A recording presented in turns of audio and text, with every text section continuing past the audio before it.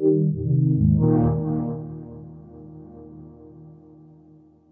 my name is Fasahat Salim, and I'm a game designer on Homefront The Revolution. So what's the latest you guys are showing and talking about here at Gamescom when it comes to this game? Cool, so we brought a demo of our Red Zone, which is one section of Philadelphia, which the public can play here at Gamescom. And this demo is focused on guerrilla warfare and trying to push the idea of what it means to be a resistance fighter. What does that open up from a gameplay perspective, guerrilla warfare? Yeah, so there's a whole bunch of stuff. How to be a resistance fighter, scavenging the world for items to create weapons, and utilize a guerrilla toolkit, which is various items that you can use in your arsenal. Things like distraction devices, IEDs, you can use an RC car, combine elements of all of these, and create tools that can help you take on an enemy that's far greater than you are. Apart from that, we've got obviously this vast space for the player to explore. We've got strike points, which are basically the key to unlocking Philadelphia for the resistance.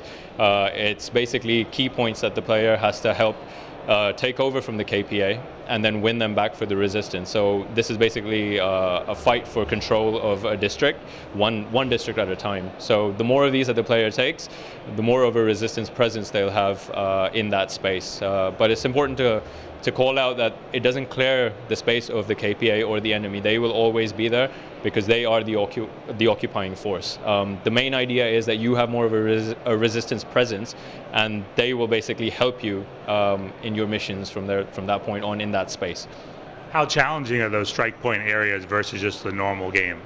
We've got a variety of different ones. We've got different ones that you'll have to look for, try to get to vantage points to help unlock the map. We've got KPA strongholds, which are more difficult compounds, which the KPA have a strong presence in. Obviously, all of these have their own dynamics and their own challenges. So depending on the type of strike point you take at a specific time in a specific district, the dynamics of how difficult something is will change. So if you've got more of a resistance presence in a space already, after taking a specific strike point, maybe different objectives in that district will become easier because you have backup now. So the dynamics will always keep changing. And again, having resistance on the ground, helping you out, will definitely make things easier for you rather than being alone and fighting the KPA on your own. You guys have been working on this game for 4 years. How have you seen it evolve over that time?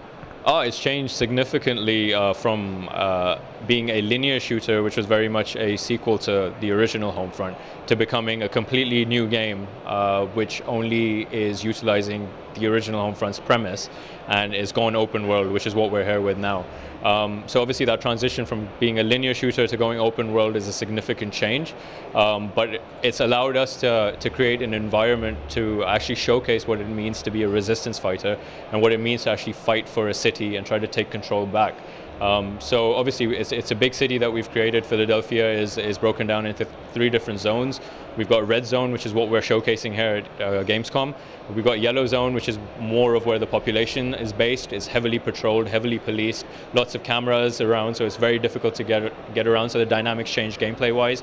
We've got a Green Zone, which is more of the opulent space, which is where the KPA have set up their infrastructure, their headquarters. This is where you're going to see a lot of famous Philadelphia landmarks. Anyone who's been there or lives there will recognize these spaces. So yeah, it's a big space to explore, and we're just showing off one section for the public at Gamescom. So there's plenty more.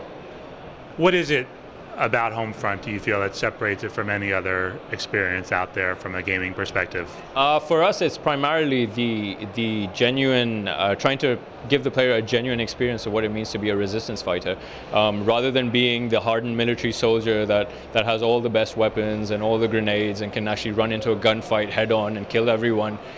You're the underdog. All of a sudden you have to think about surviving. You have to think about what is the best plan of action before you actually go in to achieve an objective. You have to be careful about when you fight the enemy.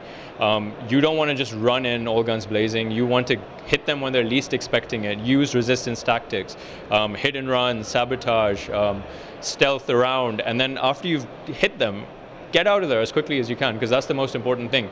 If you attack the KPA, they're going to call in backup. They're going to make sure that they have reinforcements to come and help them take you out. So you can't just linger. You have to make your move and get out of there as quickly as possible.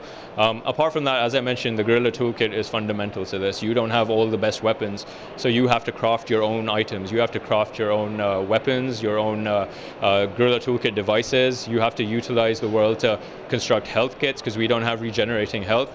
So it's a challenge. You need to be very careful about when to engage the enemy and when not to.